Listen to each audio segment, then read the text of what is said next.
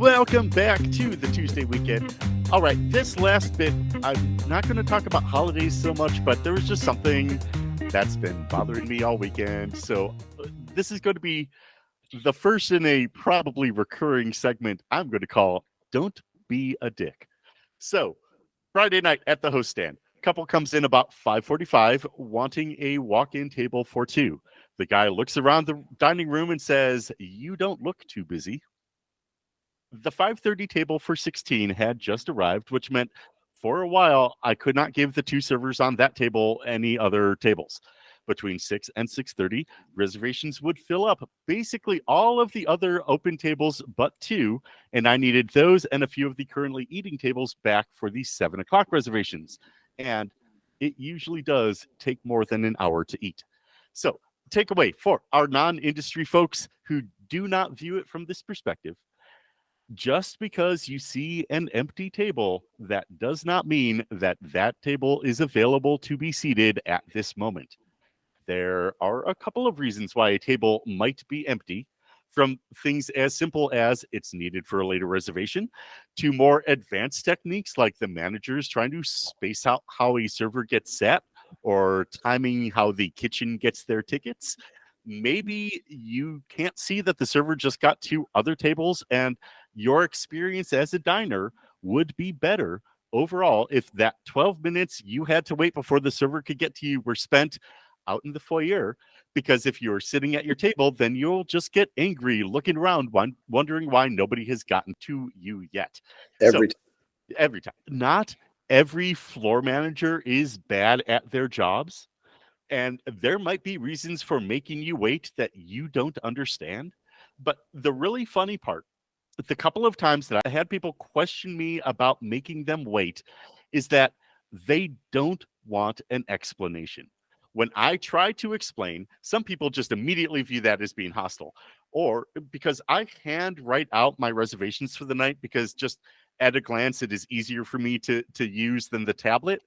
But if I pop that pad of paper up on top of the host stand and show the guest where we are and what's coming up, the reaction most likely is not going to be, "Oh, wow, I see. 20 minutes really seems reasonable. Thank you. If I could accommodate you, I would." So don't be a dick. I have better things to do with my time than argue with you about how busy I am. So, okay. So, Dick, how often do you go to someone else's job and tell them that you know what you're doing and they do not? Mostly never. I mean, there have been times where I've talked to a bartender about something they did. A recent one would be a certain bar downtown, ski girl, that I ordered a bullet on the rocks and she gave it to me and I watched her pour it out of the bullet bottle and I was fine. And she gave me the tab and I signed it because I just wanted one and done. And I took a sip and I called her back over and I'm like, "This isn't bullet." And she's like, "No, I poured that out." I'm like, "Pour me a shot of your well bourbon. I'll pay for it." And she's like, No. She pours it. And I'm like, "Taste that." "Yeah, taste this." Grabs a straw and she's like, "Oh, wow." And I'm like, "Keep the money for that. Keep it, but I'm just not coming back." I mean, that's when I'll usually speak up on something. And that does happen a bit. Not nearly as much as people think, but it does happen. Other than that, man, I don't tell bartenders how to make drinks. I go watch bartenders make drinks and I'm like, "Oh, they're good at this." Or like, "Oh, they might need a little." My head's we're always watching when you're in this industry. Mm-hmm. I'm not going to tell the server they're doing something wrong. I'm not going to tell the manager they're doing something wrong. I'm not going to tell the Audi mechanic that he's doing it incorrectly while replacing my computer that I don't understand at all. Right. I'm not going to tell an architect that line isn't straight. Yeah. People have their jobs and they're good at it. It just seems that in our social side of the industry, where there's so many TV shows that really show people who know how to cook and then not doing it well, even though they know how to cook. Like, Josh, when you guys used to come down and have the whole season-long bet on Hell's Kitchen and who'd win, you guys would watch and be like, "Okay, those two are going to be in the finals." And 6 months later, those two are in the finals. And I'm like, "Yeah, all these chefs all know what they're doing." But I mean, people watch, they're like, "Oh, I can do that." And like, you can't. No. Don't tell me how to make a drink. Don't tell the hostess how to seat the restaurant. Don't tell the valet how to park your car. I guess I have two questions. First is, in your restaurant, how often do you have somebody, I guess, complain about the food in a way that is not positive, but is actually instructive? Like, how often do you like? I mean, I don't know how often you get complaints about the food, but are do those tend to be actually like there's something wrong with the food, or is that more of a it didn't suit that person's tastes and they just need to complain about something? It just didn't suit their taste. Or you bring it up to their attention like, oh, this is what we're doing. But in their head, it's supposed to be made certain differently. Or they do it at home like this. Then they're It's like, always oh, this doesn't seem right. And I'm like, well, it's a traditional this and this and that. And they're like, oh, okay. They're like, well, when my mom makes it, I'm like, okay. I just like, I go, Hmm. I'm like, you're ordering okay, something well, that you eat at home all the time at a restaurant. Okay. All right. okay. Yeah, I That's will good say I did have one, and I think you both will enjoy this. We do a seasonal Chiappino at the restaurant I used to work at, and I had an actual Italian chef sit down. Not saying he was an Italian chef, just family sit down. He ordered the Chiappino. I served it, and he's like, "Hey, can I talk to you about the Chiappino?" And I'm going like, "Okay, here we go." And I'm like, "Yeah, how can I help you? I mean, was there something wrong?" He's like, "No, no, quite the opposite. It was perfect." And I'm like, "What?" And he proceeded to take 10 minutes of my time to tell me how everything in the dish was cooked properly, saying ingredients that aren't listed on the menu that are in the sauce and stuff, and how they were done, how the mussels were started first and then the clams were started later so they weren't overcooked. And he's just like, you need to tell your chef that. I'm like, you want to come down and tell him yourself? And he's like, sure. And he introduced himself to all the chefs, like while they were cooking and like watching them and stuff. And I mean, that's always awesome. That is When awesome. you have someone like that who just out of the blue says, "Hey, I'm an Italian chef from Italy. That's where I work. I work in this town." He's like, "This is perfect. I want to tell your kitchen that they did a fantastic job." I mean, this is kind of like don't be a dick. That is how you don't be a dick. I mean, if you don't like the taste, just say you don't like the taste. Don't tell people how to do their job. Don't. I mean, like I had a lady last night. I Jack on the rocks. Here you go. More. And I'm like, excuse me.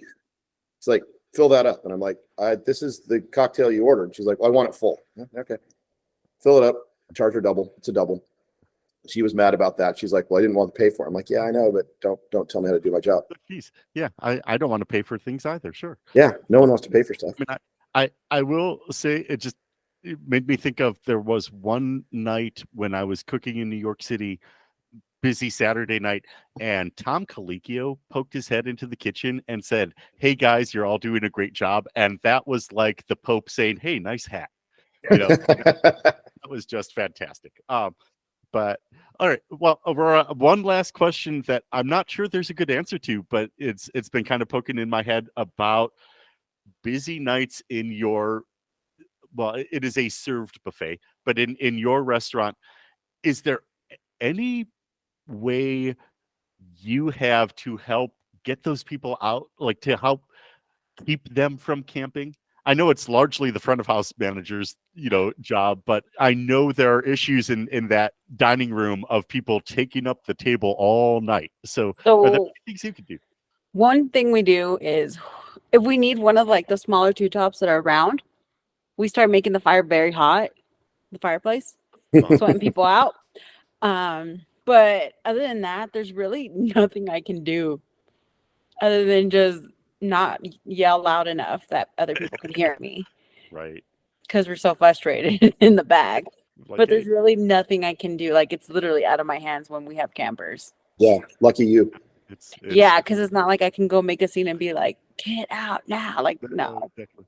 I mean, just like, yeah, exactly. I mean, sometimes as a manager, I will do that third time, like everything good here, anything else we could bring you, kind of like trying to lay as heavy a hint Yes, you lay it down thick. ready Literally. for you to leave. But Oh, all look, right. it's the door. You should go say Oh, hi. oh, hey, yeah. Hey, I You're wonder like, what look at it snowing, walk. Yeah. well, yeah. Oh my God, is that a baby deer? Oh, go check that out. Yeah. All right. Well, before we get to restaurant shout outs, there is actually one other small thing I want to talk about, just because, again, I guess this segment is just things that annoyed me this weekend, and I apologize, but I don't know who needs to hear this, but maybe we can all stand to reflect on all our own behaviors in this regard. But that is the proper etiquette for leaving a voicemail to make a reservation. Now, I wish we lived in a world where I did not have to take time out of your busy life and mine to to explain this, but here we are. There are a number of vital pieces of information, each as important as the next. For instance, yesterday I got a message looking for a table for 3 at 6 p.m. She gave her phone number, then repeated her phone number, then said thank you and hung up. She forgot to mention what name I should put the reservation under.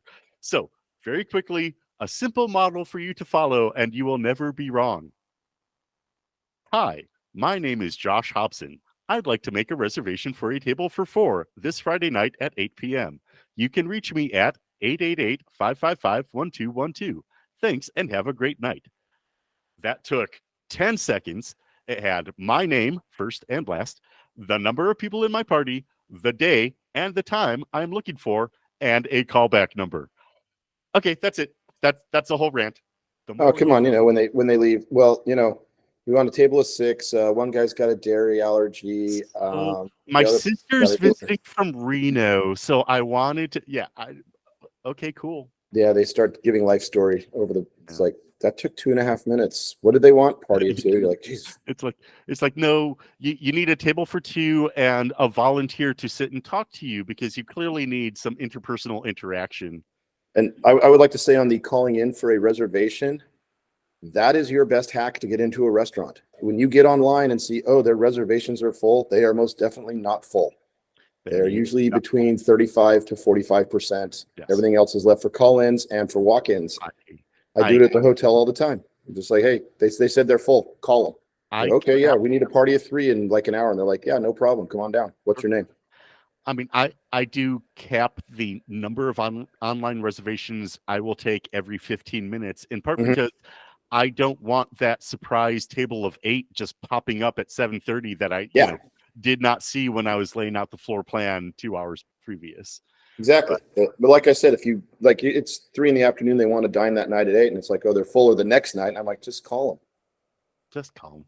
Sometimes if the answer is sorry, no, we're booked, that is the answer. That is the answer. There's, again, if I could accommodate you, I would, but there's only so much food the kitchen can put out in any 15 minutes, and your dining experience will be better if I do not overpack the dining room. Yeah, so our job is to answer questions people don't want to hear the answers to.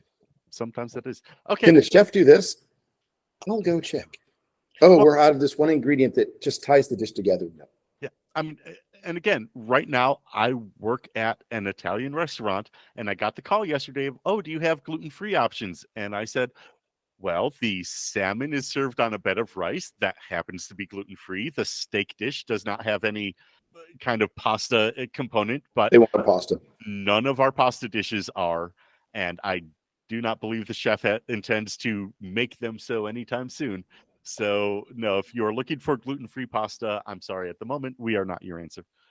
But actually, yeah, Aurora, there's another good question for you, because I've had to deal with that in that restaurant too, is just allergies. And I know your menu in particular does a lot to accommodate vegans and gluten-free just as is, but how do you deal with kind of someone showing up with the list of allergens that they cannot eat?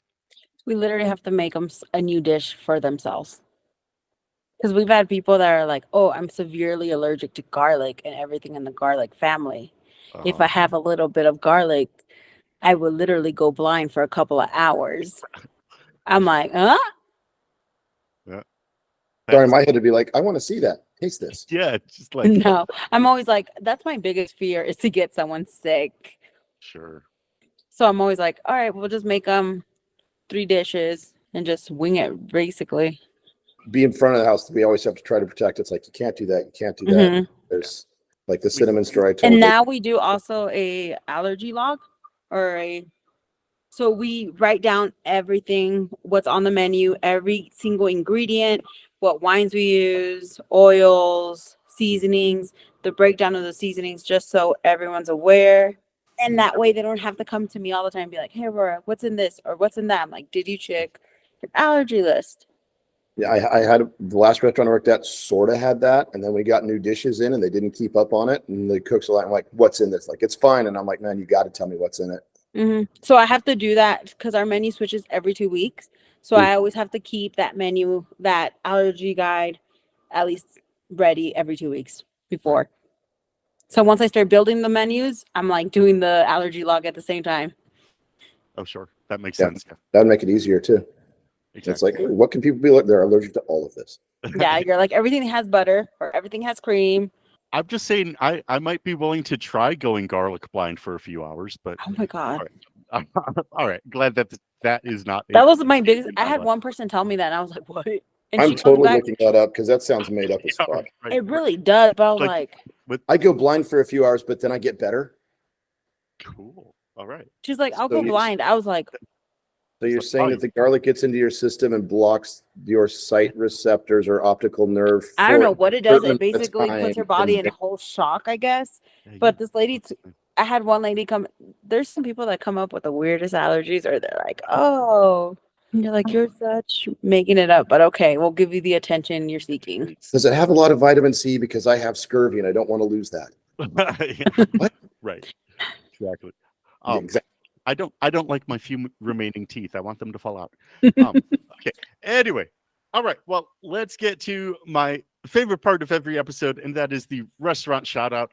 Today, I am going to shout out the Stronghouse Brew Pub in Telluride, Colorado.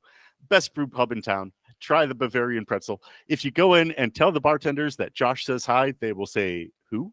And if you tell them it's Glenn's friend, they'll say, oh, yeah, that guy. Really, I spent last weekend in Telluride. It was a good time. And only 2 of those nights did Glenn and I close down the Stronghouse. So, yeah, that was good. Oh, just 2 out of 3? Well, we were at Oak the other night.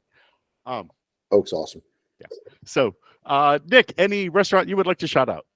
Yeah. I was just thinking about it the other day, actually, in Salt Lake City, Utah. There's a nice little French restaurant called Frank's right at the bottom of the big little Cottonwood Canyons and stuff. Chef Franck, it's been there for probably 20 years now. What's crazy is Frank and I worked together when I was at the Talisker Club for a couple of years. Really? Frank was I was just going to say the food is fantastic. One of my favorite servers of all time works there with the awesome name of Marla Sue. Shout out to you, darling. She's fantastic. The thing I would say about that place most of all is I don't care what the soup of the day is. Get the soup of the day every time you go there. If you're going to get anything, you just want a snack, get the soup. Last time I was there, the soup was most of the ingredients were basically mushroom, chocolate, black truffle, and it was chilled. And it was fantastic. Again, I mean, that place, the fried chicken, the meatloaf, and then anything else on the menu that they add every few weeks is spectacular. Aurora, are there any restaurants you would like to shout out? Jinya, the ramen bar in Salt Lake City, best place. Right on. Best. They no longer have the sprouting up ramen, but you can still ask for it. Ooh. But it is one of my favorite place to go. Oh, sure. Anytime I'm in Salt Lake, it doesn't matter the weather. I want a bowl of ramen. And it is getting to be properly soup weather outside. Yes. So, yeah, it is a good time for soups. Yeah, you ever come to San Diego? I got a ramen place for you right down the street here. Ooh. Picture having super good ramen in basically Blade Runner. Ooh. Yeah. Yeah, it's rad. That sounds like fun. Also, as a follow-up, there is no blindness as any symptom of having a garlic allergy.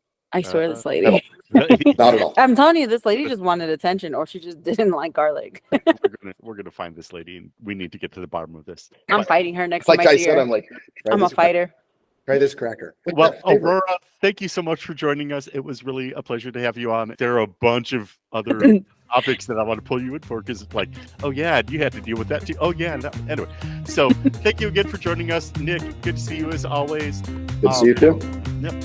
Please do all the YouTube likes and subscribes and share with your friends. And really, what have been your experiences on holidays and weekends? Leave us some comments because YouTube really likes that interaction. So thank you again and join us next Tuesday.